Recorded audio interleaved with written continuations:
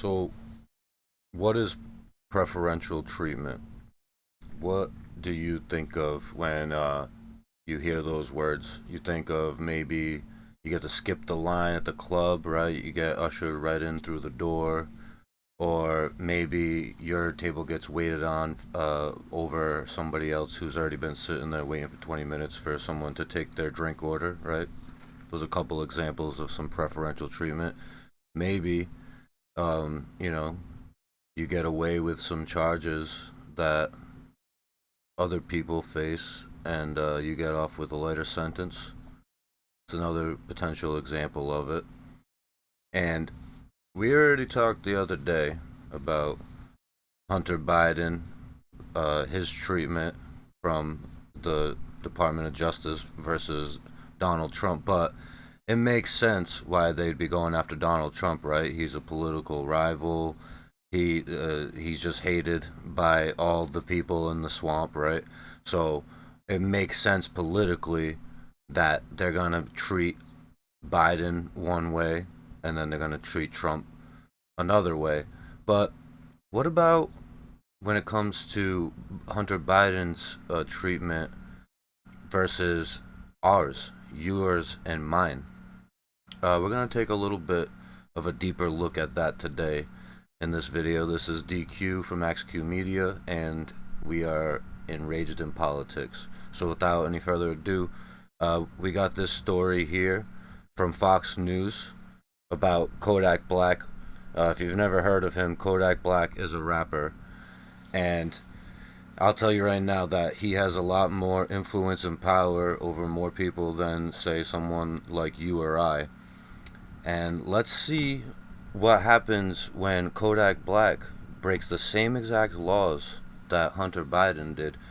So from Fox News, Kodak Black's lawyer slams Hunter Biden's plea deal after rapper sentenced to 3+ years for the same crime.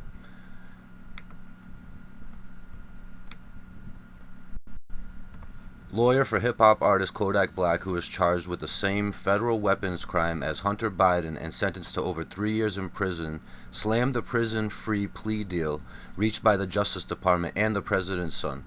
There's no such thing, I'm quoting now, there's no such thing as not getting jail time on a gun charge of any kind of gun charge. Bradford Cohen, criminal defense attorney for Black, told Fox Digital News in an interview. The Justice Department announced Tuesday that Hunter Biden agreed to plead guilty to 2 misdemeanor counts of willful failure to pay federal income tax, which we covered, right? The younger Biden also agreed to enter into a pretrial diversion agreement with regard to separate charges of possession of a firearm by a person who is an unlawful user and or addicted to a controlled substance, right? Okay. So Cohen commented in a Tuesday Instagram post reacting to the news of a two-tier justice, question mark. Kodak Black was charged for the same crimes, got over 3 years. Mr. Biden will not serve a day. Feels right. Do the FBI agents and federal authority take cases personally? That's a direct quote from Kodak Black's defense lawyer. In 2019, the then 22-year-old Black, who had prior convictions, was sentenced to more than 3 years in federal prison after pleading guilty to weapons charges. He admitted that he falsified information on federal forms to buy 4 firearms from a Miami area gun shop on 2 separate occasions. Falsified information on applications on federal forms to buy firearms. Who did that recently? Oh, that's right, this guy right here. Oh, but Black was pardoned and his 46-month sentence commuted in 2021 by then President Donald Trump. In speaking with Fox Digital on Tuesday, Cohen said that the DOJ's plea deal with the younger Biden is out of step with the prosecutor's typical treatment of federal crimes, especially when they involve public figures. Again, talking about Trump, but he's right. It's not just Trump, just anybody who's in the public eye that could be made an example of. Like I said, Kodak Black is a lot more powerful and influential than just your average everyday Joe. So you kind of make an example out of him is like no one's above the law. No one except for Fill in the blank.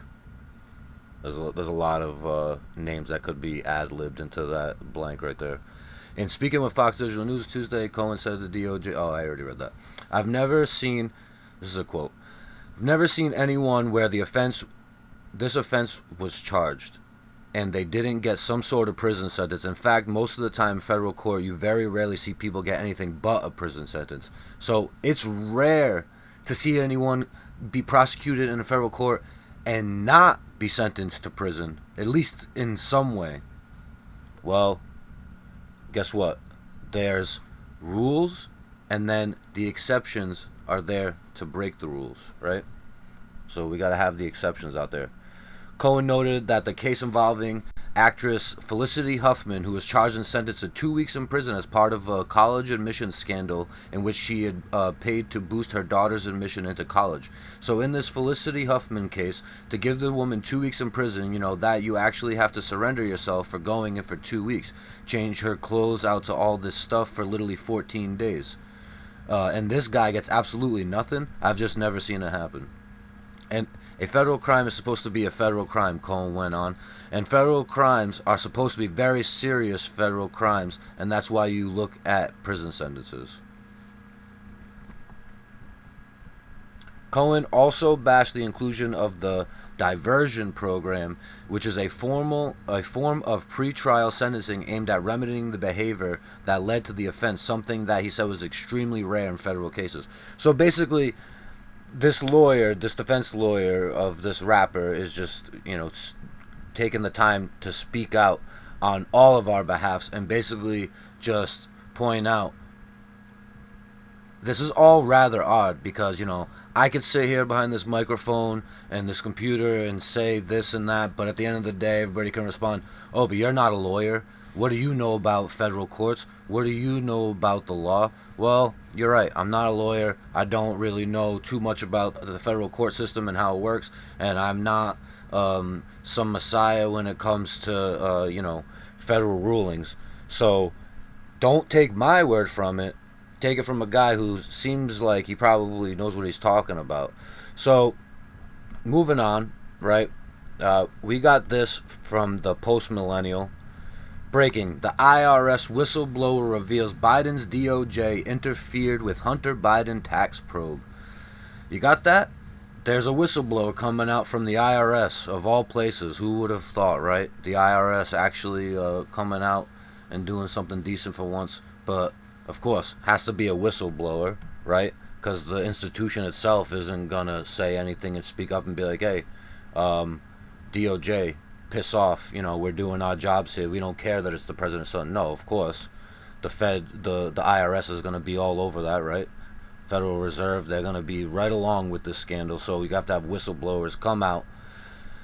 On Thursday, House Ways and Means Committee Chairman Jason Smith released 5 new documents revealing evidence from 2 IRS whistleblowers who alleged that the Justice Department had interfered with the probe into Hunter Biden's taxes. In a press conference, Smith said whistleblowers can claim that the Biden Department of Justice is intervening and overstepping when it comes to investigations of the president's son. Despite what whistleblowers describe as clear-cut case for tax liability on these payments, IRS investigators say that they found themselves hamstrung internally. The testimonies we have just released details the lack of U.S. attorney independence, recurring unjustified delays, unusual actions outside the normal course of any investigation, a lack of transparency across the investigation and prosecution teams, and bullying threats from the defense counsel. So, there you go. You have it right there. So the IRS had to look into this, right? Again, there was a federal investigation into the president's son. Okay, what are we gonna do? Oh, let's take a look at his taxes, because that's something, that's kind of just a slap on the wrist potentially. But then again, when it comes to public figures, high figure monetarily. Like they talked about in that former article with the actress there, 2 weeks of prison time, something, dude, anything, right? So the IRS steps in and They say, okay, we've been assigned this assignment and we're gonna do our job. And people working on the case are getting hamstrung internally and being pressured and bullied with threats by the defense counsel. So you're talking about uh, coercion, essentially, right? That's what that is. That's coercion uh, into a federal investigation, a federal criminal investigation of not just anyone, not just anyone, the little guy, right? So, what does that mean for someone like you or someone like me? That means that we are here and the Bidens, the Clintons, the Bushes, the Cheneys, the names go on and on, right? They're here. Can you see that? Can you see that? They're here. So, say what you will. If they're gonna be trying to sentence the former president of the United States with 100 years in prison for doing something that was completely precedented by nearly every former president before him up to that point, right? And we're going to see very unusual and rare circumstances when it comes to the federal charges against Hunter Biden. What do you think would happen when federal charges were to ever come up against you? Well, in some cases, justice will be served if you are guilty, if you are truly guilty of those crimes and you're found guilty of those crimes, then I guess in those cases justice will be being served. But what about trumped up charges? What about when the FBI comes kicking in your door at 5 o'clock in the morning because you were protesting peacefully outside, handing out pamphlets outside of abortion clinics? What happens when FBI agents are going around and taking down license plates of license parents' vehicles at school board meetings and adding them to watch lists? What happens when police open doors to federal buildings, letting people through, and they're being charged federally with, let's see, trespassing, and what's that other one? The big one. I love the word. As if we're in the 18th century all over again. Insurrection. They're being charged with insurrection. You want to talk about trumped up charges? Do you think they got a chance? It's been, I don't know, 2.5 years, going on 2.5 years. Some of these people we still haven't heard of, they're still in solitary confinement. Do you think that they stand a chance? I'm not trying to be a pessimist here, but at the end of the day, honestly, I find it more of a white pill moment than a black pill moment, because a lot of normal people who would normally just not even care about politics, not even pay attention to this shit, are finally starting to open their eyes, even if not, fully opening them to what's been going on all this time, and, breaking through the matrix, peering through the veil. Even if not that, they're at the very least saying, "What's that? It's a little weird. I don't know. That sounds kind of odd." Immediately at that point, you even question them in the slightest, just like that. What's happening over here? You're out, man. You're done. You're out of the cult because you don't question them. So the more people that question, the more people that get pushed out of the cult, the more people are liberated to use their own minds to look at what's happening and see that we are on one level, political rivals are on another level, and then there's the elite.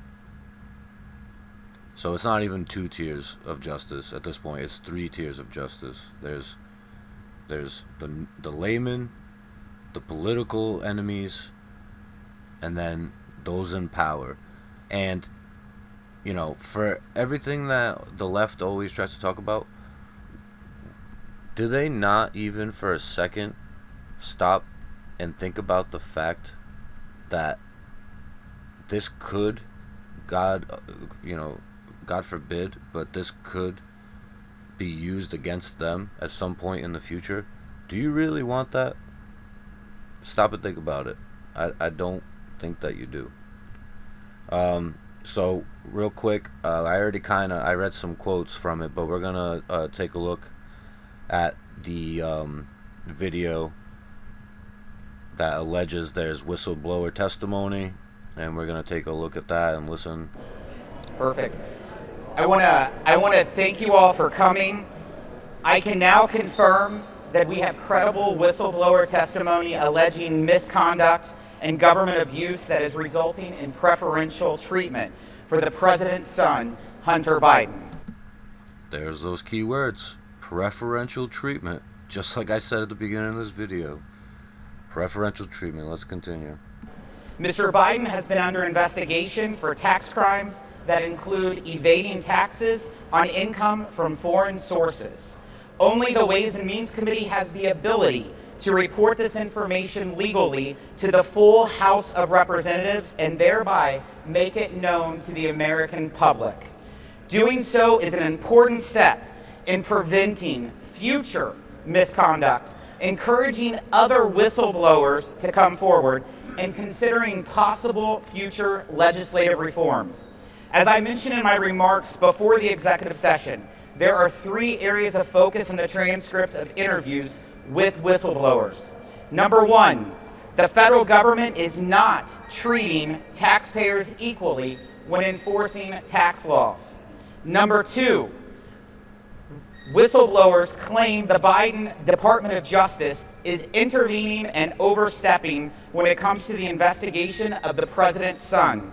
And number 3, these whistleblowers report they have faced almost immediate retaliation.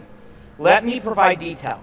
On number 1, not 1, but 2 IRS employees are blowing the whistle with evidence that the federal government is not treating taxpayers equally when enforcing tax laws. Well, there you go. So, just like I said, this goes beyond Biden, this goes beyond Trump. It's just a matter of a wide-scale application of the law, of the tax code, of their enforcement of it, right?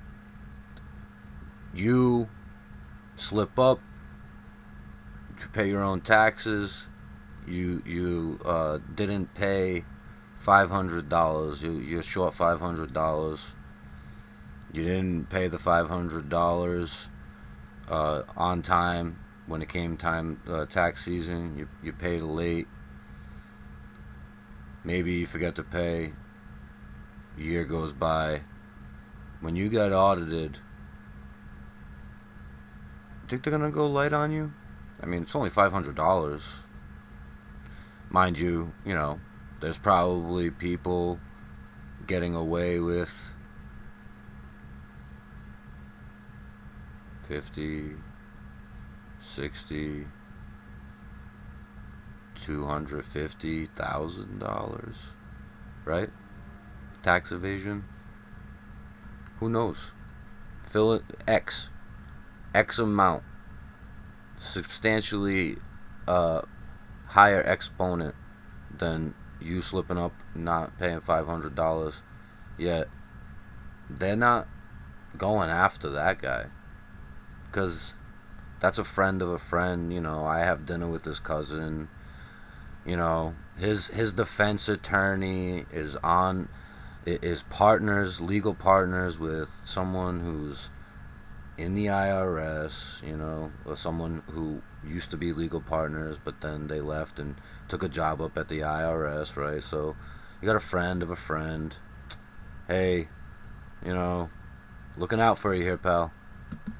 The whistleblowers were working on an investigation into Hunter Biden that opened in November of 2018 as an offshoot of a separate corporate investigation by the IRS. Let me emphasize, this was an investigation in the ordinary course of work at the IRS. It was not ordered by any individual, any chairman, or any political entity.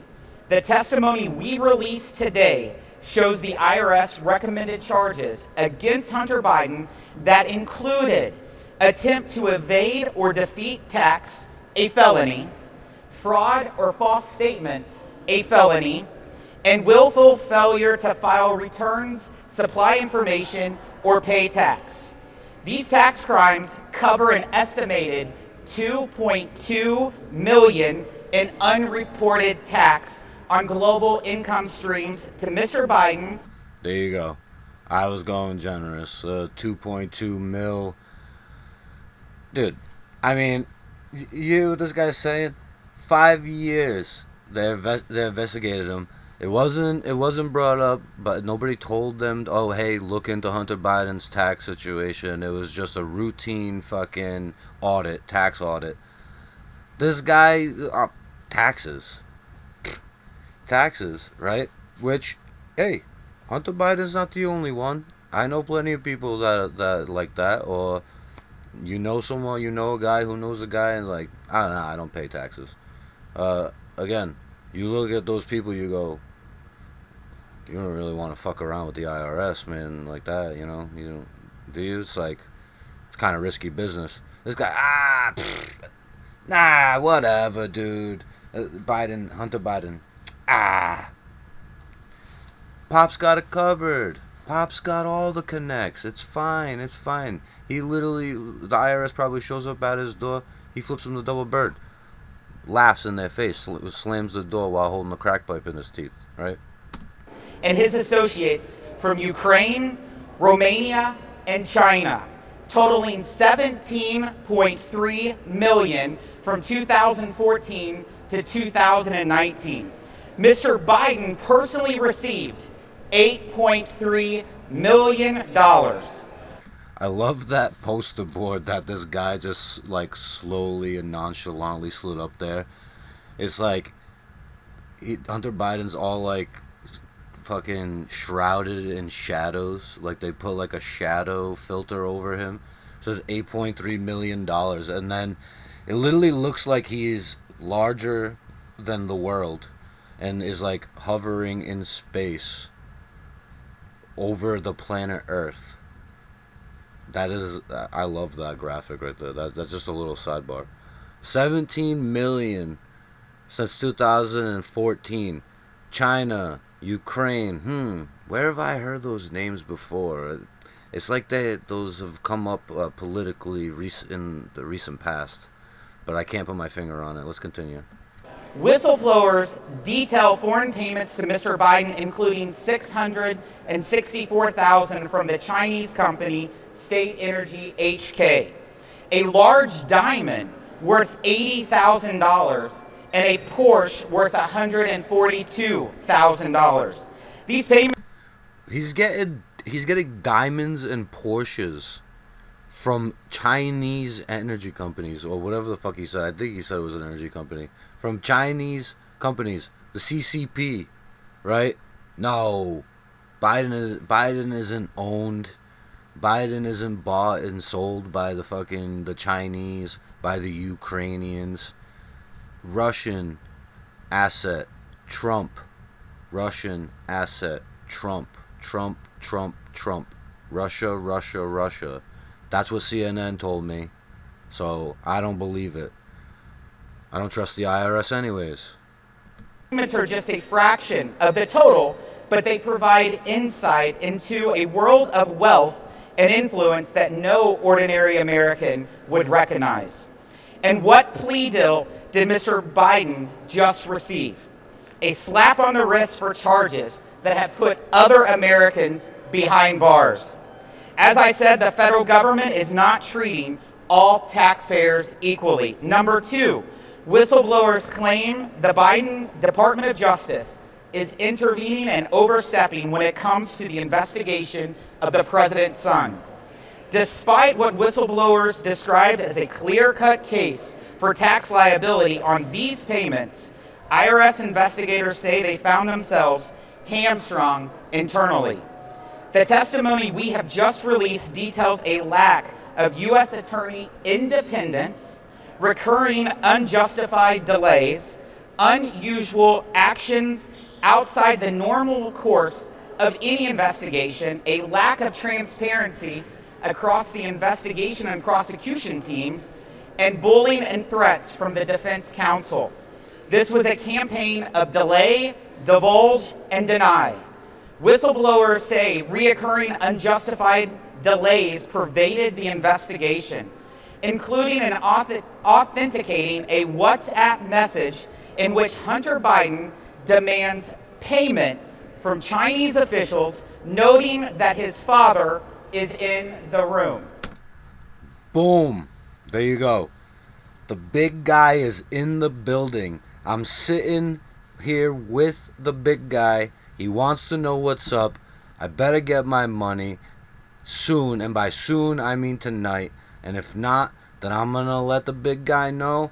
And he's going to call all of his connections. And you're going to be fucked. Right? In black and white. Or in this case, blue and white. Right there for our very eyes to see. Even with the little dots, the typing going on, right? They're responding back. Oh shit. It means business, right?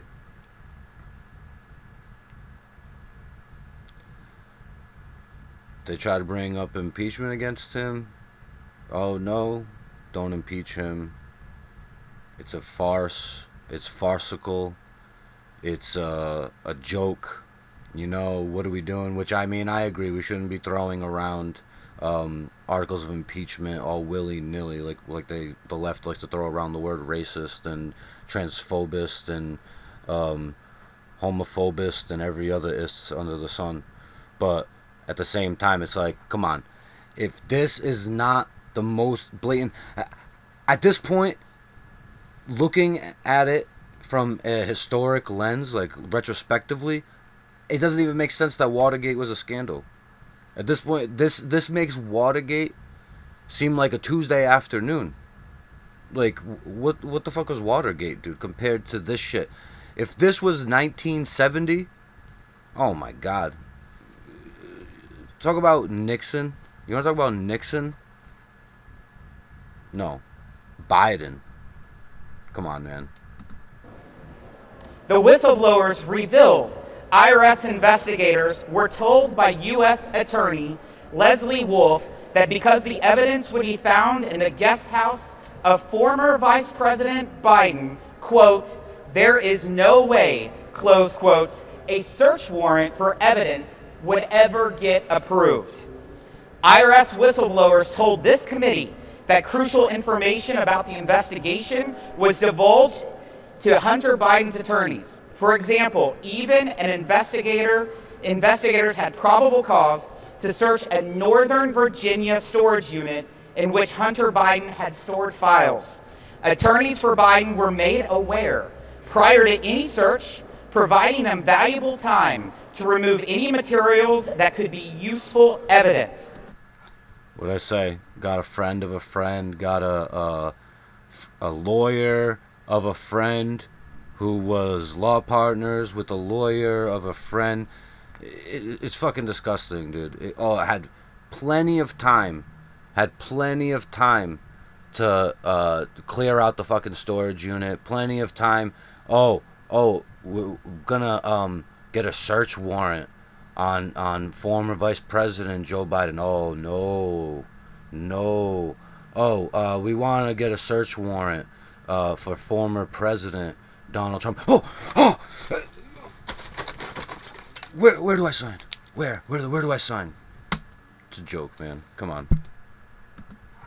Few Americans qualify for such soft glove treatment from federal investigators. Testimony shows that U.S. Attorney of Delaware David Weiss tried to bring charges in the District of Columbia around March of 2022 and was denied.